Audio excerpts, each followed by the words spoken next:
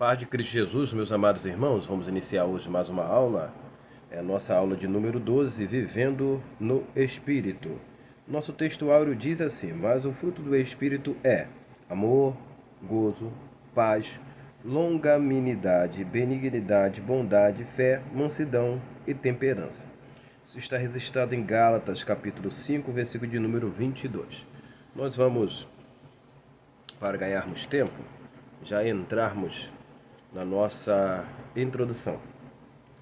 Não repare muito, estou com uma gripe muito grande, então de vez em quando a gente pode até dar uma tossida aí, mas é consequência dessa gripe que a gente pegou. Mas vamos para a nossa introdução. Quando olhamos o mundo, quando eu falo de mundo, eu falo de pessoas ao redor, devemos perceber que o pecado jaz à porta. Gênesis capítulo 4, versículo de número 7. Pedindo oportunidade para entrar. Sempre o pecado vai estar procurando oportunidade para entrar. Como a gente vai encontrar também em Apocalipse capítulo 20, o Senhor batendo na porta, querendo entrar ali na igreja de Laodiceia. Devemos saber qual é a fonte do pecado e onde ela se origina.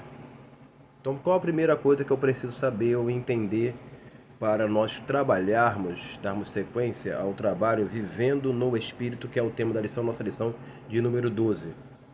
Devemos saber qual é a fonte do pecado e onde ele se origina, para também sabermos qual é a fonte do Espírito e onde ela se origina. Ou seja, eu preciso saber onde o pecado tem a sua origem, a sua fonte, e também onde o Espírito, ou a manifestação do Espírito, a graça do Espírito que deve se abundar em nós, se origina e qual é a sua fonte.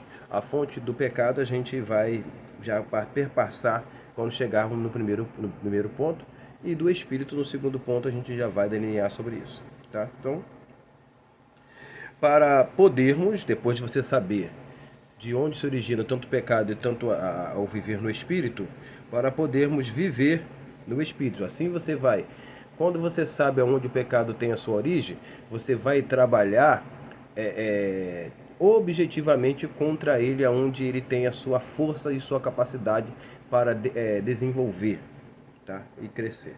Então, o primeiro ponto fala o seguinte: originalidade do pecado, onde tem origem o pecado.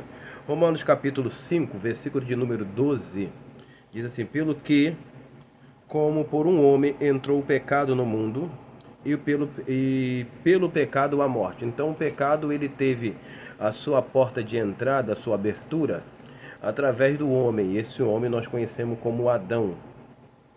Foi através dele. E, consequentemente, com isso veio a morte. Deixa eu falar um detalhe aqui antes de continuar, até mesmo para que você possa entender e de repente eu venha até mesmo esquecer. Estou falando do pecado, mesmo o tema sendo vivendo no espírito, porque vai haver uma luta constante do espírito contra o pecado. Então, a gente precisa saber de onde veio o pecado, de onde, como ele surge, como que ele é forjado na nossa mente ou no nosso coração ou manifestado em nosso corpo. Claro que o tempo aqui não nos permite passarmos por todos esses detalhes, contudo, alguns versículos vão nortear você procurar outro e assim ter um bom forjar de ideia. Então, o pecado trouxe a morte. O pecado tem a sua realização na cobiça humana. 1 João capítulo 2, versículo 16, que é a concupiscência da carne, a soberba da vida, tem assim por diante. E fica alojada na fraqueza da carne, Tiago capítulo 1, versículo 14 e 15, que a gente tem a ideia do engodar, ela vai sendo alimentada, vai sendo fortificada, e é realizada na fraqueza do corpo. Romanos capítulo 7, versículo de número 17. O corpo produz, o que o corpo faz? Produz o que o coração de pedra seduz. Ou seja, o que é seduzido no coração, o que é alimentado no coração, é que o corpo vai produzir. Vamos para o nosso segundo ponto. Como viver no Espírito? Gálatas capítulo 5, versículo 16, vai ser o versículo base de introdução. Andai em espírito. Vale-se observar o detalhe. O Espírito com letra maiúscula não conota o Espírito Santo. Nós temos que observar, a maioria das vezes, quando nós temos referências na Bíblia com letra maiúscula, se aquilo está fazendo referência ao Espírito Santo ou não. A maioria das vezes, tanto na lição, tanto na nossa Bíblia, você vai olhar nesse texto que eu citei aqui e outros demais, que a referência vai estar em letra maiúscula. Mas nesse caso aqui não é o Espírito Santo, tá? É o Espírito do homem que está dentro dele. Então é essa luta que vai haver, porque o Espírito Santo não luta contra a nossa carne. Porque imagina o Espírito Santo tendo resistido pela nossa carne, que capacidade tem a carne para resistir um agir de Deus. Só lembrando, para que você possa me entender, Isaías de números 43, versículo 13. Ainda antes que houvesse dia, eu sou, e não há ninguém que possa fazer escapar das minhas mãos, e operando eu, quem impedirá. Então não tem como a carne lutar contra o Espírito Santo, não. Então, o Espírito em letra maiúscula não conota o Espírito Santo, é simplesmente o meu homem interior. Romanos capítulo 7, versículo de número 22. Leia lá. O termo grego pneuma significa o quê? Sopro, vento, espírito, voz, mente e pensamento. Eu vou trabalhar aqui, que você vai encontrar em algumas traduções como vento, traduções vento. Normalmente pneuma é traduzido como espírito no Novo Testamento, mas eu quero trabalhar aqui com mente e pensamento, tá? Mente e pensamento, os dois últimos significados. O espírito do homem no homem lutando contra o homem. Então é o que nós estamos dizendo, que o espírito cobiça contra a carne e a carne contra o espírito, que a gente encontra em Gálatas, não é o espírito de Deus, é o espírito do homem. É bom ressaltar isso. Do homem lutando contra o homem. Viver no Espírito é alimentar a mente, ou seja, o pensamento, os pensamentos, com as coisas de Deus. Filipenses capítulo 4, versículo de número 8. Deve ser forjado no dia a dia, tá? No dia a dia, uma consciência pura. 1 Timóteo capítulo 3, versículo 9. Ou seja, como que eu vivo no Espírito? Eu tenho que alimentar a minha mente, meu pensamento. Com o quê? Coisas que são boas, coisas que são louváveis, coisas que são agradáveis a Deus. E isso tem que ser forjado dia a dia. A consciência tem que ser forjada dia a dia, cimentada, alimentada dia a dia.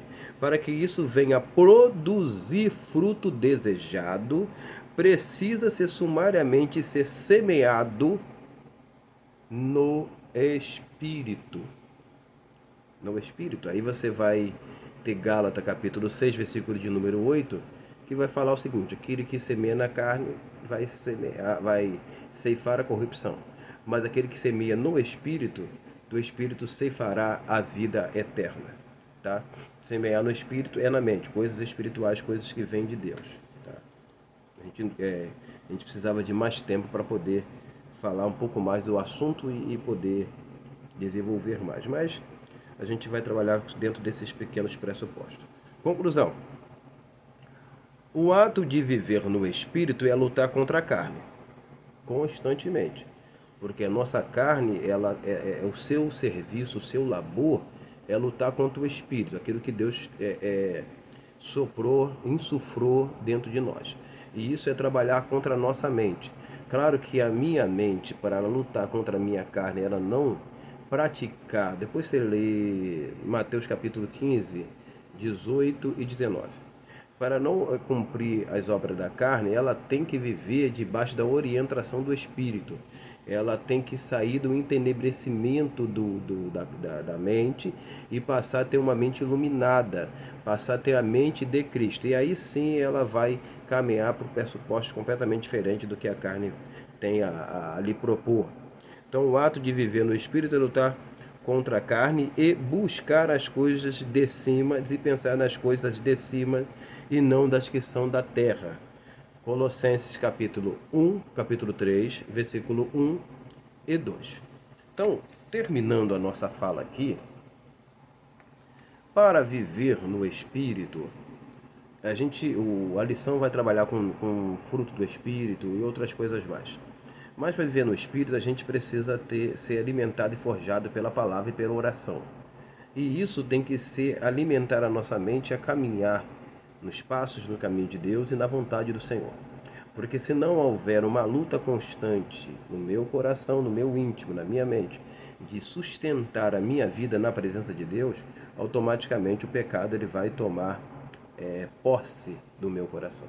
Por isso que nós temos que sempre tomar o capacete da salvação para que os dardos inflamáveis do maligno não venham penetrar em nossa mente e contaminar o nosso coração. Por isso, eu quero terminar a minha fala com essa frase.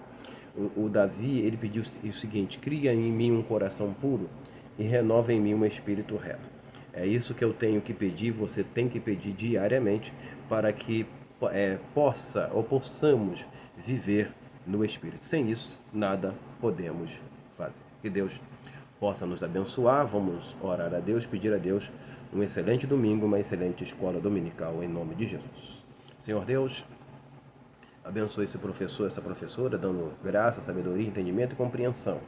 Tudo aquilo que ele pensar em fazer, seja debaixo da orientação do teu Espírito. Dê sabedoria, capacidade, destreza, para que ele possa se ministrar a aula aos seus alunos e usar esse pequeno material como subsídio teológico para auxílio de sua aula. E que, em nome de Jesus, isso possa ser bênção na vida dos teus servos. Glória a Deus. Amém e amém. Meus amados, não se esqueça de curtir, se inscrever no canal, que é muito importante, e compartilhar e deixar o seu comentário aqui. Claro que o seu comentário vai ser de grande valia para que a gente possa estar sempre se dedicando, estudando, se preparando para trazer um conteúdo que possa lhe acrescentar um pouco de entendimento e elucidar o seu coração relativo à palavra do Senhor. Tenha um bom domingo, uma excelente escola dominical, que Deus nos abençoe, em nome de Jesus. Amém e amém.